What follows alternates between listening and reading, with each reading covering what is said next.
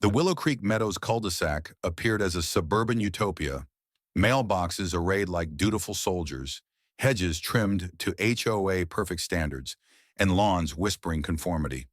But beneath the perfect facade seethed a tempest in the form of Patricia Hensley.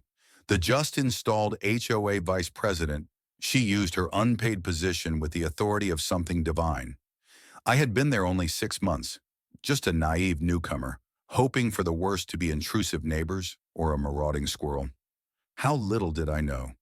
Things didn't go awry with a snarky comment about my wind chimes, prohibited for noise disturbance after 6 p.m., or even the $50 ticket for the uneven edge of my lawn. No, it began when Patricia walked up my driveway, looking like she was wearing oversized sunglasses as a tiara, holding her clipboard like a club, and freely asked to borrow my lawnmower for 1 minute. Sorry, I need it today, I said, figuring that was where we parted ways. Her lips were pressed so tightly I half expected her face to shrink in. Denying a neighborly favor? She spat the word neighborly like venom. It's just a mower, she said. I dug in my heels, bringing up my yard work schedule. She didn't respond, simply glared, adding my insolence to her Rolodex of mentally stored frowns. Then she grumbled, not very community-spirited, and strode off, heels clicking like a detonator. The following morning, a notice of violation had been zip-tied to my doorknob. Failure to participate in communal equipment sharing, it said, referencing some made-up HOA Rule 39.7. The figure seemed to resemble a Wi-Fi password rather than a rule. I accosted Patricia by her perfectly manicured rose bushes. "Are you harassing an HOA official?" she exclaimed, brandishing her phone as if it were live dynamite. "And your grass is 3 inches. HOA limit is 2.5 inches. I recognized I wasn't dealing with a neighbor. I was dealing with a petty dictator and clipboard and grudge. A few days thereafter, she ambushed my wife Laura in a supermarket parking area, snooping around for whether I had anger problems or endorsed community values. Laura texted, "She asked me if we pay taxes. She's not right." That's when I began recording everything, not realizing I was silently piecing together the ammunition that would ultimately bring her down. That Sunday, Patricia appeared once more, gardening gloves on, smirking sharper than her hedge clippers. "Not using the mower today, are you?" I turned her down once more. Her gaze flicked to my Ring camera. "Fine," she huffed. "Don't say I didn't try to be reasonable." War had officially been declared. Her next ploy? A community unity initiative, a spurious survey disguised as outreach. She canvassed doors with the question, "Do some residents make you feel unwelcome?" Her forms included boxes to tick: agree, strongly agree, potential disruptor. A neighbor forwarded me a picture of her incident log, my name in red under the heading Antisocial Conduct, with comments such as denied mower use 3 times and displays lawn territorialism. She even distributed pamphlets called One Bad Seed Spoils the Grove, complete with a silhouette eerily similar to me holding a mower. She posted under my own name on local forums, Creek Queen Pat 92, regaling people with stories of my so-called aggression. "He screamed at me about a tool," she cried in a post. Her tone was all rehearsed victimhood. The irony? She was accusing me of being hostile as she armed herself with office supplies. Then the stalking. I discovered her slumped against my fence one morning, phone square on my lawn. "Just checking compliance," she trilled, reading from imaginary bylaws as she sauntered off. This wasn't about the mower.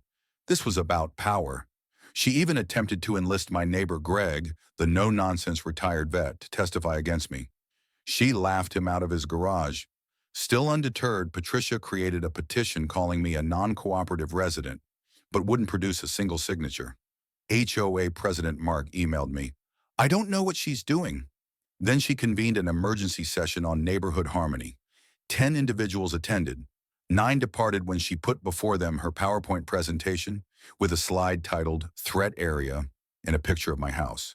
Memes detonated. My lawn became the hostile zone. Bravo. But I wasn't chuckling. I understood her next move would hurt, and it did. An orange notice stuck to my garage. $175 waste offense. Unsealed trash bag with a non-recyclable spoon. My trash cans were sealed. My recycling, fastidious. I marched into the HOA office. Patricia says it's a new green regulation. Mark said. It's not. It turned out she had started trash patrol, patrolling alleys at dawn in a visor, sniffing trash cans like a madwoman. Neighbor Emily warned me. She put styrofoam in your garbage last night. My Ring camera verified it. There she was at 11:58 p.m., sneaking in with a bag. I sent. I laughed. Patricia destroyed a porch gnome in rage. Daniels handed me his card. We've got a Patricia file now. The video went viral. Someone even remixed it as a techno song. Her screaming captioned, "Lawnmower Apocalypse." But calling 911 on a mower ended her credibility. I was through playing defense. In walks Rachel Cohen, an HOA lawyer who feeds on this drama.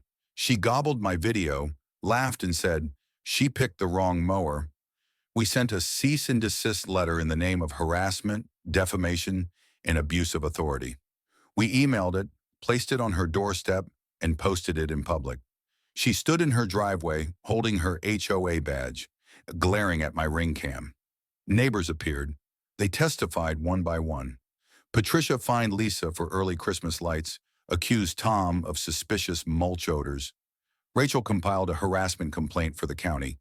Patricia retorted, accusing me of leading an anti-HOA cult. Rachel, let's go ahead and put Mower as terror weapon in court records.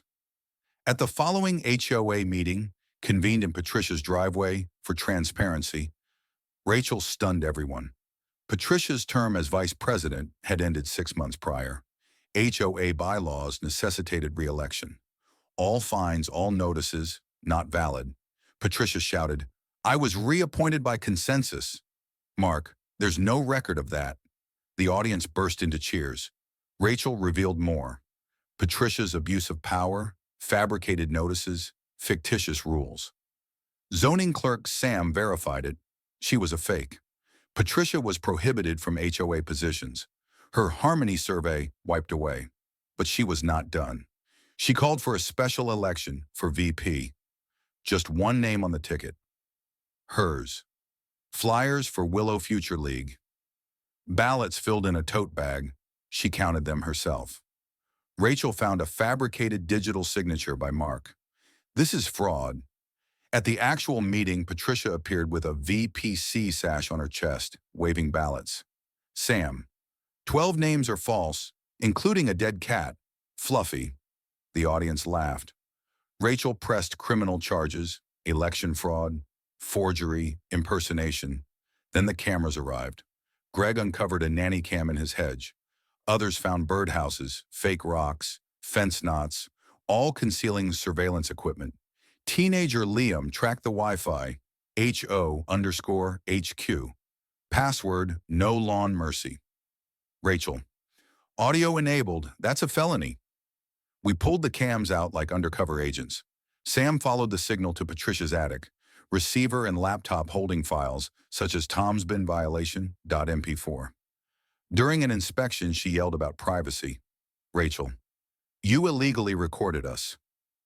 Now forbidden from HOA property, Patricia was charged with misdemeanors. Television news labeled her the snooping VP. Her lawn shriveled up. Her mailbox crumbled. Poetic indeed. Her dying gasp, a lawsuit against me for defamation and emotional theft regarding memes and cupcakes. In court, she showed up late with a suitcase that read, Patricia versus the mob. Her PowerPoint, Lawn and Order, HOA Victims Unit. The judge cut her off. Rachel laid out evidence, surveillance, fraud, trespassing, case dismissed. Patricia threatened with sanctions. Neighbors fired up grills to celebrate the court win BBQ. Cupcakes in the shape of lawnmowers.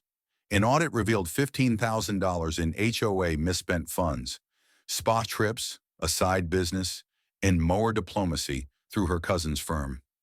Imaginary Minutes reported a deceased guest and a cat, Mr. Paws. Rachel's slideshow, Patonomics, brought an end to her reign. The HOA sued for $5,200 in restitution. DA brought embezzlement charges.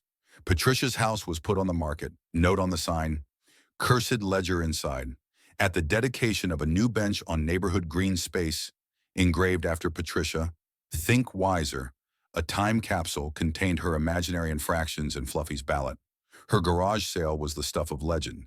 HOA clipboards, doctored ballots, memorabilia. Greg discovered her spying scrapbook. She threw it into the street, shouting, "Confidential." She scattered HOA manuals on Mark's lawn, climbed onto her car, shouting, "I built this place." Liam shouted back, "And spied on it." Applause. Months later, she reappeared in Pine Ridge, checking mailboxes. Their HOA, having been forewarned by our ordeal, evicted her in 40 days. Her court appeal? Denied.